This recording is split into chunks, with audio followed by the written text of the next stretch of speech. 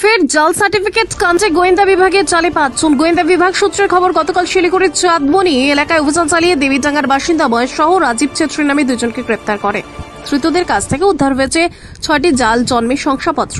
ধৃতদের জিজ্ঞাসাবাদের পর গোয়েন্দারা আরও 3 জনের হদিশ পান। তাদেরকে মাটিগাড়া ও গজলডোবার মিলনপল্লী এলাকা থেকে গ্রেপ্তার করা হয়।